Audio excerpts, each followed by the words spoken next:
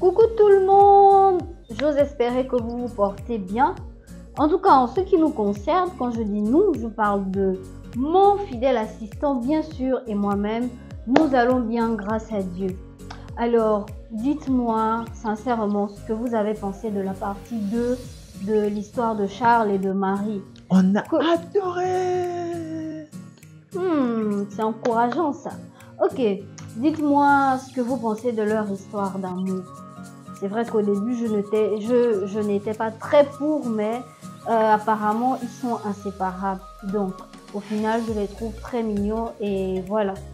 Bon, assez de bavardage. Moi, j'ai hâte de continuer à écouter l'histoire. Je ne veux rater aucun détail. Donc, je vous propose de continuer à écouter dès maintenant. Mais avant tout, bien sûr, merci de laisser un petit like, lâcher un petit commentaire et aussi de vous abonner à cette page.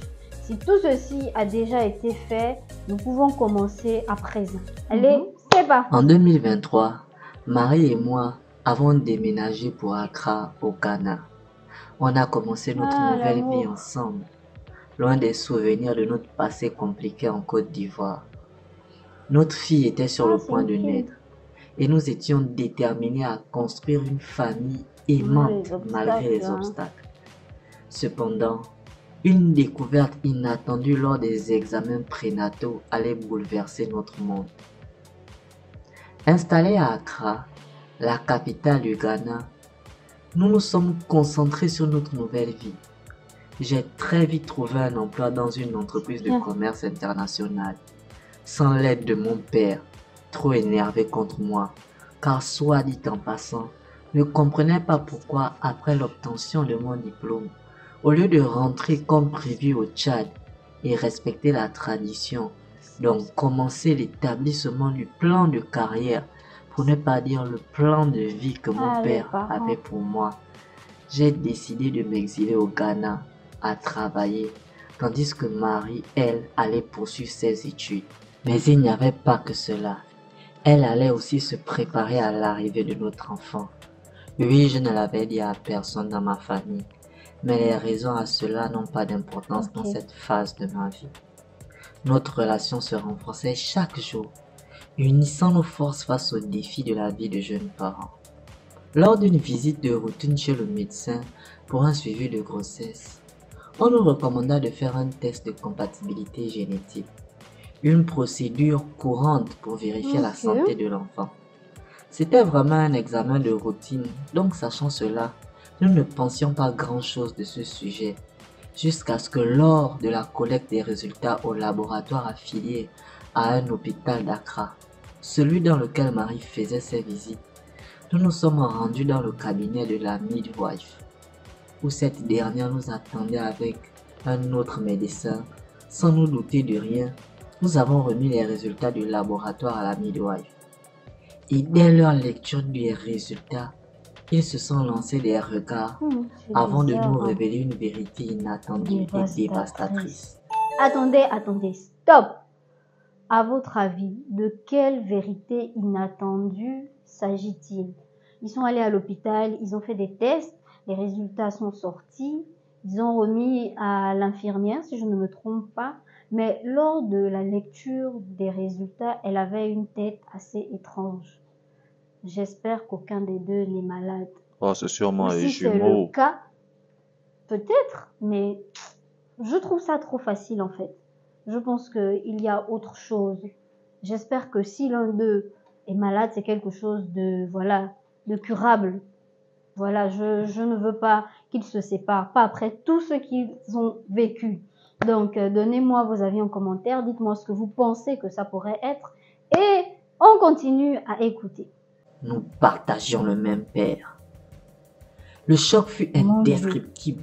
Comment pouvions-nous être demi-frères et sœurs? La révélation me plongea dans un tourbillon de confusion et de douleur. Notre amour qui avait surmonté tant d'obstacles semblait soudainement impossible et même interdit. Les semaines qui suivirent furent marquées par des confrontations douloureuses et des questions sans réponse. Un soir, Marie se souvint des récits de sa mère à propos d'un soi-disant homme d'affaires tchadien qu'elle avait rencontrés en France 25 ans plus tôt. C'étaient 5 des meilleurs jours de sa vie. En formation en France pour le compte d'une société basée au Togo, Andrea, la mère de Marie, avait fait la rencontre d'un charmant monsieur tchadien, un peu plus âgé alors qu'elle. Lors d'une soirée, après une longue discussion bien arrosée, elle succomba au charme de ce monsieur. Tous les deux étaient conscients qu'ils auraient dû essayer d'un peu mieux se connaître avant de se lancer dans ce genre de débat.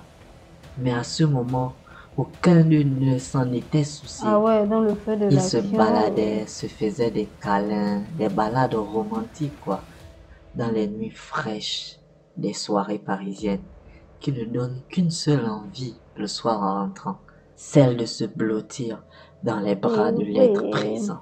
Puis tout à coup, le 5e jour après leur rencontre, cet homme merveilleux s'effaça, tout comme un homme disparaît sans lumière pour l'éclairer.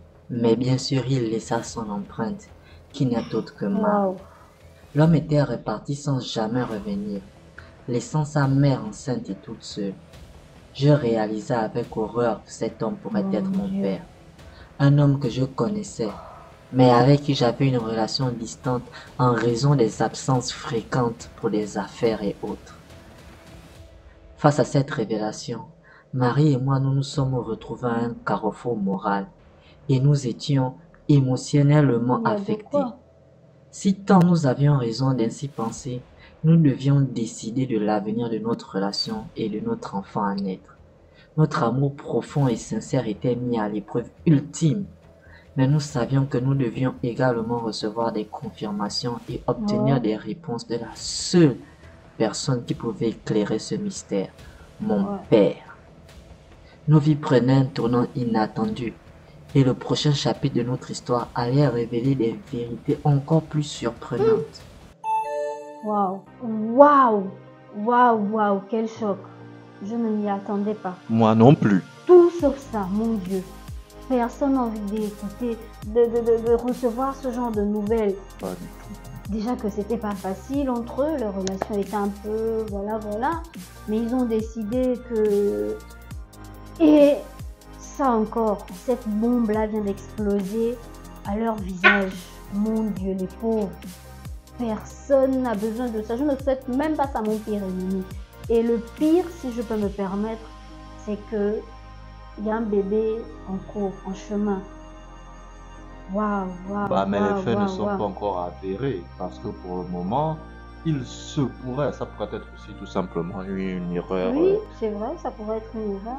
Rien n'est confirmé. C'est vrai qu'ils ont fait des tests, mais bon, après, il peut y avoir une autre explication. Ça peut être une erreur du labo, je sais pas. En tout cas, j'espère vraiment que ce n'est pas ça. Pas de confirmation par rapport à ça, s'il vous plaît. Je ne leur souhaite pas. Nous allons nous arrêter ici pour aujourd'hui.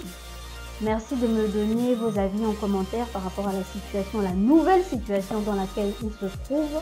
On leur souhaite beaucoup de courage en tout cas. Et puis, voilà. Donc, n'oubliez pas aussi que vos histoires sont toujours les bienvenues sur la chaîne. Vous savez déjà comment ça se passe. Vous nous écrivez sur le numéro qui est affiché à l'écran.